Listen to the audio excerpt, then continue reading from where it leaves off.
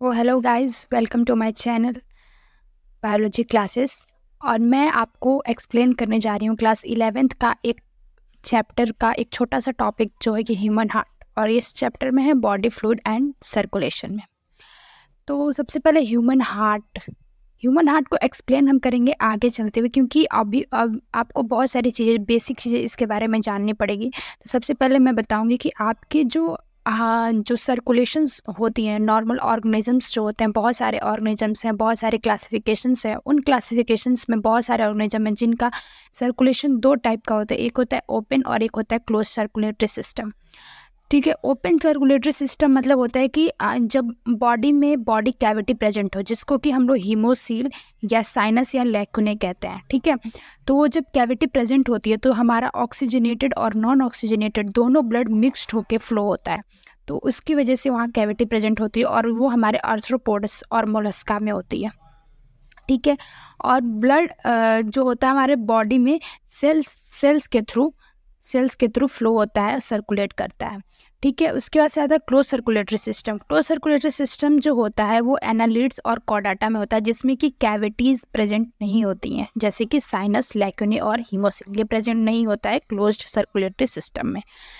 बहुत सारे एनिमल्स हैं हमारे अर्थ पे जिनका अलग अलग तरीके का हार्ट होता है। किसी में 3 चैम्बर्स होते हैं, किसी में 4 चैम्बर्स होते हैं, किसी में 2 एट्रियम और 1 वेंट्रिकल्स होते हैं। तो ऐसे करके डिविजन्स होती हैं। तो 3 डिविजन्स हैं, जैसे कि amphibians, reptiles, mammals and birds.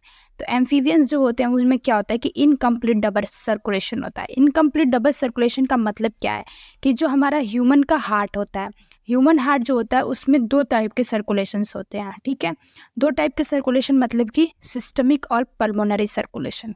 Systemic और पल्मोनरी सर्कुलेशन ह्यूमन के हार्ट में होता है, लेकिन जब एम्फीबियंस होते हैं उनमें इनकम्प्लीट डबल सर्कुलेशन होता है। ठीक है, इनकम्प्लीट मतलब कि यहाँ पे प्रेजेंट नहीं होता है डबल सर्कुलेशन, थोड़ा बहुत प्रेजेंट होता है। इसीलिए इनमें भी इनकम्प्लीट ब्लड फ्लो होता है और मिक्स्ड ब्लड फ्लो होता है, जिसमें कि ऑक्सीजनेटेड और नॉन ऑक्सीजनेटेड दोनों ब्लड आके मिक्स होते हैं, तब फ्लो होता है। ठीक है, तो एम्फीबियस जो होते हैं उनमें 3 चैम्बर्स होते हैं, 2 एट्रियम होते हैं और 1 वेंट्रिकल्स होते हैं। ठीक है, रेप्टाइल्स क्या होते हैं? रेप्टाइल्स जो होते हैं उनमें भी इनकम्प्लीट डबल सर्कुलेशंस होते हैं, और उसमें भी मिक्स्ड ब्लड फ्लो होता है, जिसमें भी ऑक्सीजन और डीऑक्सीजनेटेड दोनों ब्लड मिक्स होते हैं। ठीक है, लेकिन इनमें जो चैम्बर्स होते हैं वो 4 होते हैं, 2 वेंट्रिकल्स और 2 एट्रियम। ठीक है, इनमें भी 4 होते हैं। उसके बाद आता है mammals and birds. Mammals and birds क्या होता है कि हमारा मैमल्स में तुम्हारे आ गए नॉर्मल ह्यूमन बींग्स। ठीक है, और बर्ड्स भी हो गए। तो इनमें होता है 4 चैम्बर्स मतलब कि 2 एट्रियम और 2 वेंट्रिकल्स। ठीक है, अब आपको मैं एक इमेज के थ्रू बताती हूँ, एक पिक्चर है उसके थ्रू मैं आपको बताती हूँ कि कैसे होता है। ठीक है, ये देखो, ये है तुम्हारा नॉर्मल ह्यूमन हार्ट। ठीक है, तो इसमें इसमें क्या है कि आप देख सकते हैं, जैसे कि इमेज थोड़ा छोटा है लेकिन मैं आपको बता देती हूँ, थोड़ा बहुत तो दिख ही रहा होगा आपको। इसमें होता है तुम्हारा सिस्टमिक, ये देखो, ये तुम्हारा राइट ऑरिकल, लेफ्ट ऑरिकल। ठीक है, ये ह्यूमन हार्ट है। ठीक है, ह्यूमन हार्ट में क्या होता है, राइट ऑरिकल और लेफ्ट ऑरिकल है। ठीक है, और एट्रियम को ही ऑरिकल बोलते हैं हम। ठीक है, ये डिविजन्स हो गए। ठीक है, और ये हो गया तुम्हारा राइट वेंट्रिकल और ये है लेफ्ट वेंट्रिकल। ठीक है, ये दोनों हो गए।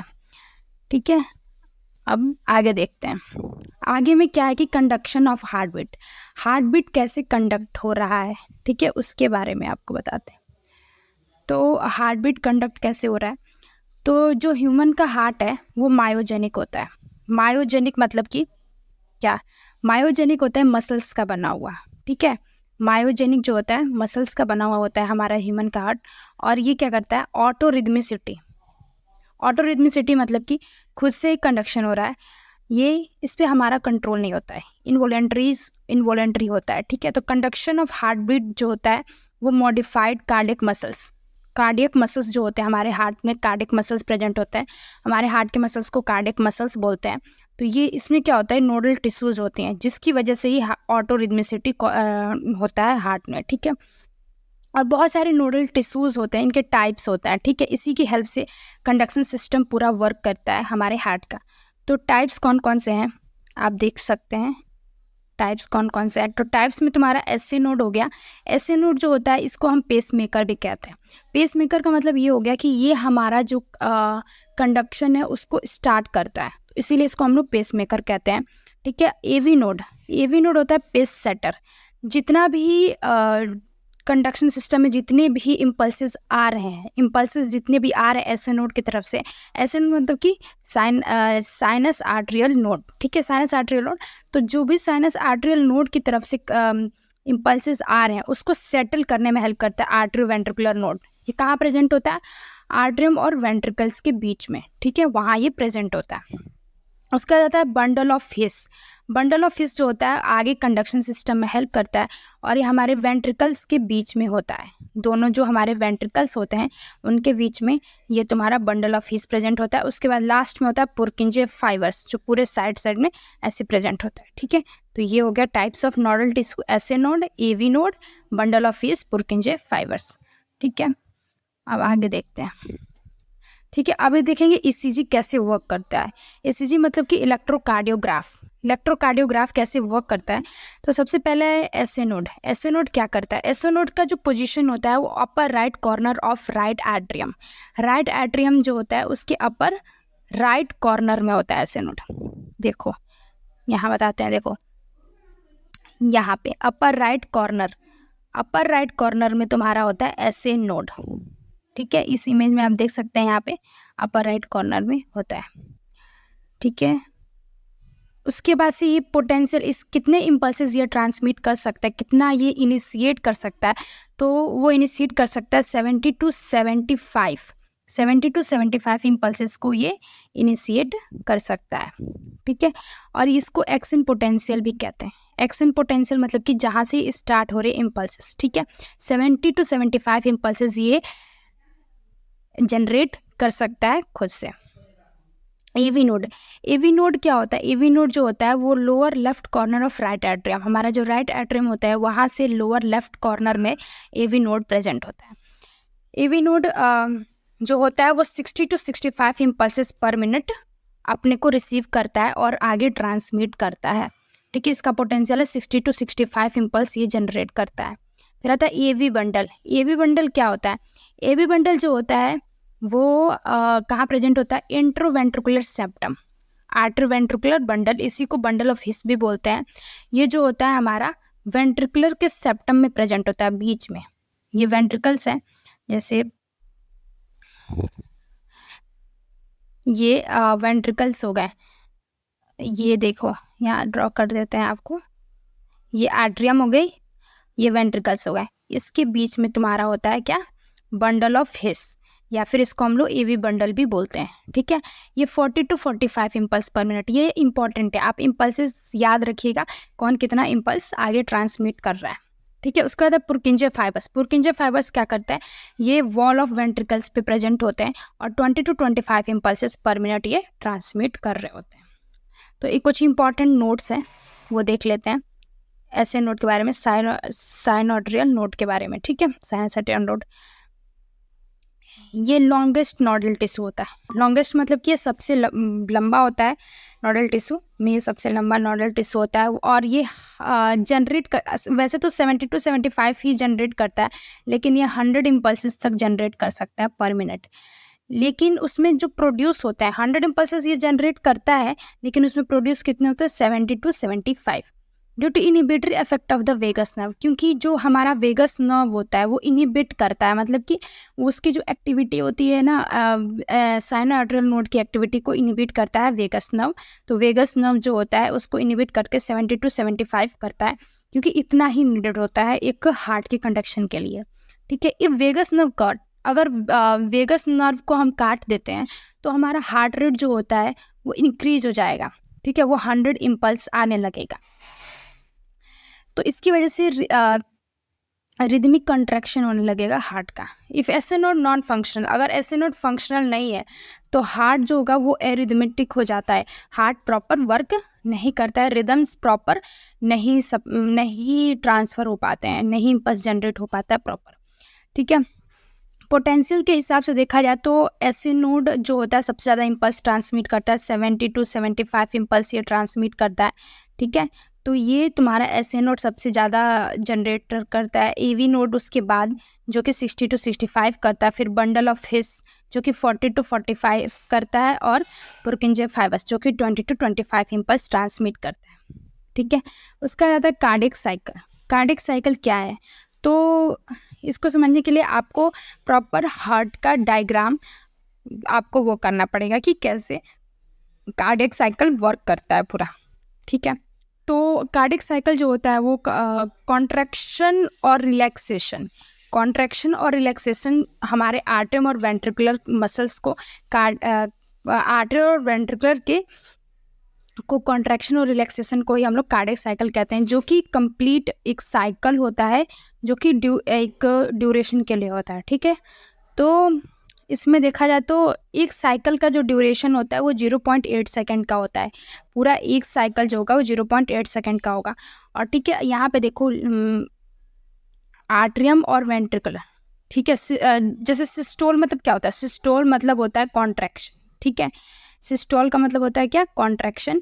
ठीक है, आर्टरियम और वेंट्रिकुलर जो सिस्टोल होता है, आर्टरियल का सिस्टोल जो होता है वो 0.1 सेकेंड का होता है, 0.1 सेकेंड का होता है। और वेंट्रिकुलर का जो सिस्टोल होता है वो 0.3 सेकेंड के लिए होता है। ठीक है, अब डायस्टोल मतलब क्या होता है, रिलैक्सेशन आर्टरियम कितने देर के लिए करता है, 0.7 सेकेंड के लिए, और वेंट्रिकुलस कितने देर के लिए करता है, 0.5 सेकेंड के लिए। ठीक है, तो ये पूरा एक कार्डियक जो साइकिल हो गया वो कितने देर के लिए हो गया, 0.8 सेकेंड के लिए। ठीक है, अब इसमें देखा जाए तो पूरा एक साइकिल बना हुआ है। साइकिल में 0.1 सेकेंड के लिए तुम्हारा आर्टरियल सिस्टोल हो गया, 0.3 सेकेंड के लिए क्या हो गया, डायस्टोल हो गया। 0.8 सेकेंड में आप अगर डिवाइड कर दो, ठीक है, 0.8 सेकेंड में, तो 0.1 सेकेंड आर्टरियम के सिस्टोल के लिए, 0.3 सेकेंड वेंट्रिकुलर के सिस्टोल के लिए, और जितना बच गया उसमें से 0.4 सेकेंड वो हो गया तुम्हारा जॉइंट डायस्टोल। मतलब कि उस टाइम पे रिलैक्सेशन होता है, उस टाइम पे रिलैक्स कर रहा होता है। ठीक है, अब उसके बाद से एंड जो होता है joint, at the end of joint diastole 70% 2/3 ventricles free by blood. मतलब कि जॉइंट डायस्टोल का जब एंड होता है तो उस टाइम पे क्या होता है कि जो हमारा वेंट्रिकुलस होता है वो 2/3 फिल हो गया रहता है ब्लड से, 2/3 फिल हो गया रहता है। ये जो फिलिंग होती है 0.4 सेकेंड के लिए होती है, जिसको हम लोग जॉइंट डायस्टोल कहते हैं। ठीक है, अब यहाँ देखो, जैसे मान लो यहाँ पे एसए नोड है, एसए नोड ने इम्पल्स जनरेट किया, ठीक है, इम्पल्स जनरेट हुआ और एक्शन पोटेंशियल स्टार्ट हुआ, आर्टरियल सिस्टोल हुआ कितने सेकंड के लिए, 0.1 सेकंड के लिए। ठीक है, अब उसके बाद से आर्टरियल जब सिस्टोल हो गया तो 30% जो हमारा वेंट्रिकुलर है वो ब्लड से फिल हो गया। आर्टरियल सिस्टोल मतलब क्या हो रहा है, आर्टरियल का कॉन्ट्रैक्शन, आर्टरियम जब कॉन्ट्रैक्शन होगा उसका तो वेंट्रिकल को फिल करेगा, और वेंट्रिकल फिल होगा कितना, 1/3 वेंट्रिकल फिल हो गया। इसको हम लोग एक्टिव फिलिंग बोलते हैं। ठीक है, एक्टिव फिलिंग बोलते हैं। उसके बाद से क्या होगा कि फर्स्ट हार्ट साउंड कब आता है, यहीं पे आता है जब एंड होता है आर्टरियल सिस्टोल का। आर्टरियल सिस्टोल का जब एंड होता है तो वहाँ पे आता है फर्स्ट हार्ट साउंड, जिसको हम लोग बोलते हैं S1, या फिर इसको हम लोग लब साउंड भी बोलते हैं, LUB। ठीक है, तो ये हो गया। ये क्यों हो रहा है कि हमारा जब आर्टरियम से ब्लड वेंट्रिकुलस में आ रहा है, और फिर उसके बाद से आर्टरियल और वेंट्रिकुलर वॉल्व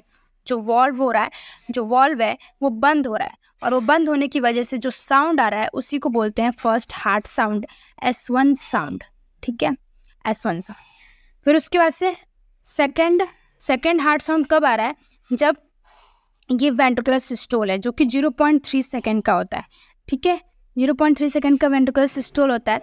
तो इसमें क्या हो रहा है कि हमारा जो वेंट्रिकुलर होता है वहाँ पे फीलिंग हो रही होती है, वहाँ पे कॉन्ट्रैक्शन हो रहा होता है, और कॉन्ट्रैक्शन होने के बाद जब वो सेमिलुनर वॉल्व क्लोज होता है तो उसकी वजह से S2 साउंड आता है, जिसको हम लोग बोलते हैं डब साउंड। ठीक है, क्या बोलते हैं, dub sound, DUB, dub sound बोलते हैं उसको।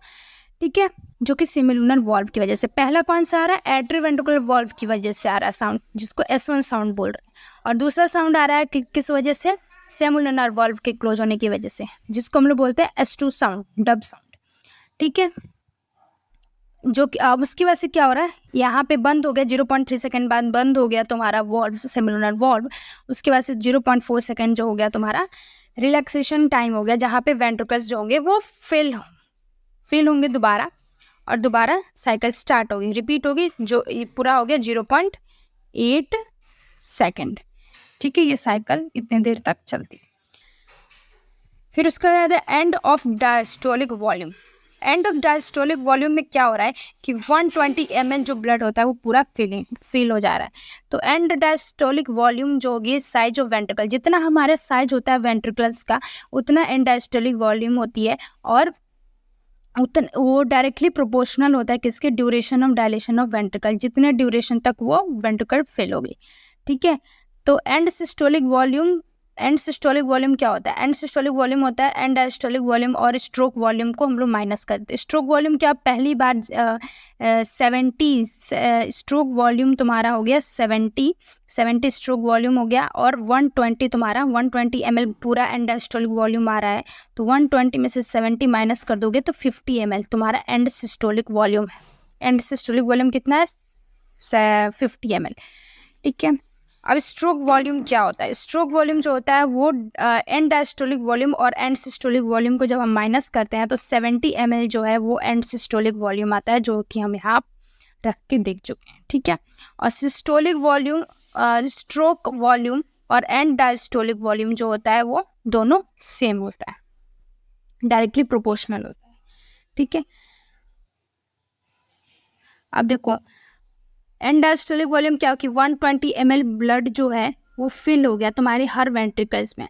अब वेंट्रिकल्स क्या होंगे, सिस्टोल करेंगे, सिस्टोल मतलब कि कॉन्ट्रैक्ट करेंगे, कॉन्ट्रैक्ट करेंगे तो हमारा क्या होगा, कॉन्ट्रैक्ट करेंगे तो वो एंड सिस्टोलिक वॉल्यूम होगा, जो कि 50 ml पूरा कॉन्ट्रैक्ट हो गया, 50 ml उसमें ब्लड बचेगा, और जितना ब्लड निकल रहा है उसको बोलेंगे स्ट्रोक वॉल्यूम, जो कि होगा 70 ml। ठीक है, ऐसे ही निकलता है। फिर आता है तुम्हारा क्या, heart sound.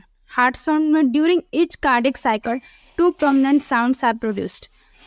The first sound is love, is associated with the closure of the tricuspid and bicuspid valve, जिसको हम लोग atrioventricular valve बोलते हैं। Sound dub is associated with the closure of semilunar valve. These sounds of clinical diagnostic significance. ठीक है, ये जो proper sound आता है, ये जो साउंड है ये तुम्हारा डायग्नोस्टिक सिग्निफिकेंस के लिए बहुत ही ज़्यादा इंपॉर्टेंट होता है। और ये मैंने आपको बताया था कि साउंड कब कब आता है। पहला साउंड जो होता है S1 साउंड वो आता है तुम्हारा आर्टरीवेंट्रिकुलर वॉल्व यानी कि ट्राइकस्पिड या बाइकस्पिड वॉल्व के क्लोजर पे, और दूसरा साउंड आ रहा है सेमिलुनर वॉल्व के क्लोजर पे, जिसको बोलते हैं S2 साउंड या फिर डब साउंड। फर्स्ट साउंड जो कि लब है और सेकेंड साउंड जो कि है डब।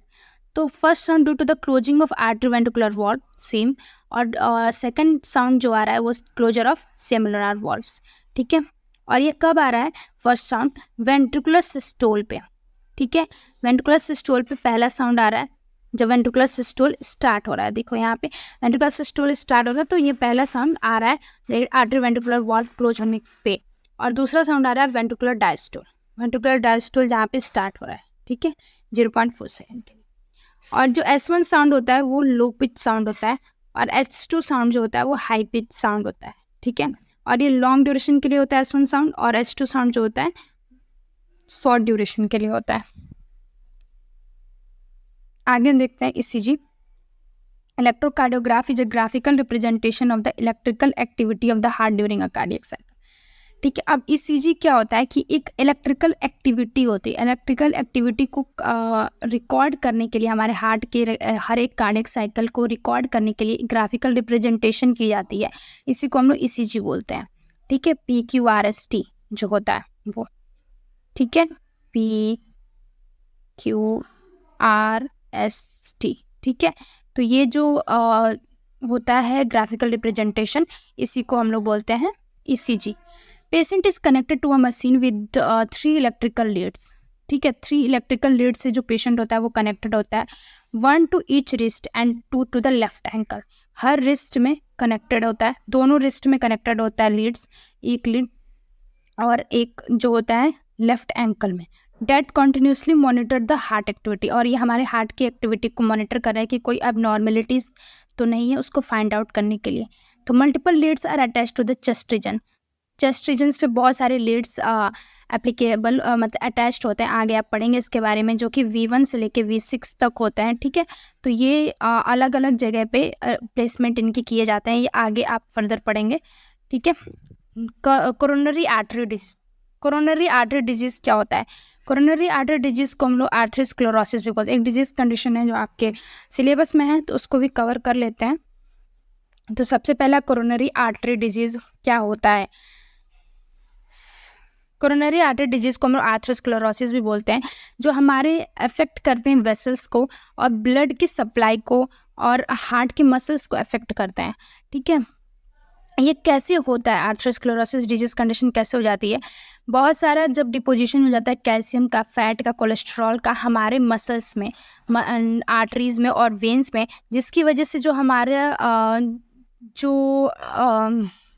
नैरो हो जाता है ल्यूमन। आर्टरी का जो ल्यूमन होता है वो नैरो हो जाता है। जैसे इस डायग्राम में देखिए, आर्टरी का ल्यूमन नैरो हो गया है क्योंकि यहाँ पे कैल्शियम और फैट वगैरह डिपॉजिट हो गया, तो नैरो हो गया ल्यूमन, तो इसी को हम लोग आर्थरोस्क्लेरोसिस बोलते हैं। इसको प्लेक फॉर्मेशन भी बोलते हैं, ठीक है। Plaque formation,